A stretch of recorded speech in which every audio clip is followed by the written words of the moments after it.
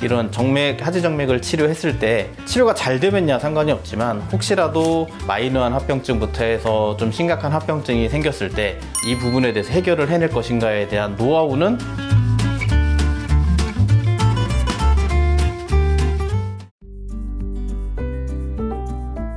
여러 가지 원인들 중에 하지정맥류 때문에 생기는 증상이 아닐까라고 의심이 된다고 하면 어느 전문 과목에 가서 진료를 받아야 되는지에 대해서 늘 고민을 좀 되는 부분이 좀 생길 수 있는데, 이런 개원한 의원들 중에 하지정맥류 전문으로 하는 클리닉들이 있으니까 그런 곳에 가서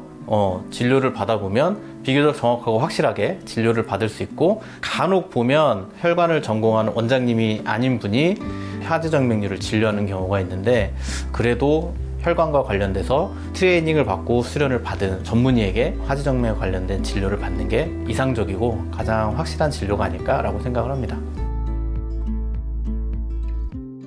최근에 이런 하지정맥류에 대한 치료가 좀 많이 간편해진 부분들이 좀 있어요. 과거에는 이제 스트리핑이라고 하는 발거술이 위주였던 과거에는 그 수술적인 술기, 수술하고 난 다음에 그 처리를 어떻게 하느냐, 합병증이 왔을 때 어떻게 하느냐, 이런 고민들이 되게 많고, 일종의 말해서 접근하기가 좀 까다로웠다면 지금은 베나실 같은 치료 방법은 정맥혈관 안으로 베나실 장비를 넣고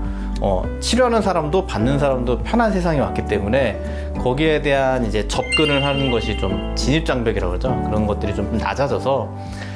그래서 이제 이런 다른 진료 과목을 하시는 선생님들 중에서도 하지정맥류 진료를 하는 분들이 있는 것으로 알고 있어요.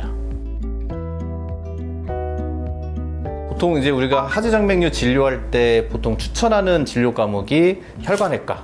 그 다음에 흉부외과 전문의, 이렇게 보통 얘기를 하는데, 흉부외과 전문의는 왜 그러면 하지정맥류 진료를 하는데 추천을 하느냐라고 하면, 보통 우리가 흉부외과 하면 그냥 이 가슴에 있는 질병만 치료하는 데 생각하는데, 흉부외과의 정식 명칭은 심장혈관 흉부외과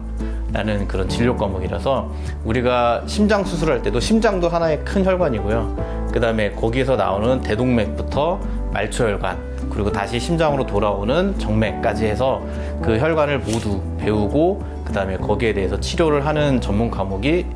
심장혈관 흉부외과, 우리가 흔히 알고 있는 흉부외과라고 생각을 하면 됩니다. 이런 하지정맥을 치료했을 때 치료가 잘 되면야 상관이 없지만 혹시라도 조금만 마이너한 합병증부터 해서 좀 심각한 합병증이 생겼을 때 환자가 그거를 호소했을 때 어떻게 해결하고 어떻게 이 부분에 대해서 해결을 해낼 것인가에 대한 노하우는 사실은 별로 없는, 경험이 별로 없는 분들이 대부분이기 때문에, 그래서 혈관 쪽을 전공한 선생님들한테 진료를 받는 게 가장 안전하고 확실하겠다라고 생각을 합니다. 오늘 영상에서는 하지정맥류 진료를 받아보려고 할 때 어떤 의사 선생님을 찾아가야 하는지에 대해서 간단하게 말씀을 드렸습니다. 혈관과 관련된 진료를 하시는 선생님들에게 진료를 받아보시기를 추천드리고요. 이번 영상이 도움이 되셨다면 구독, 좋아요, 알람 설정까지 부탁드리겠습니다. 감사합니다.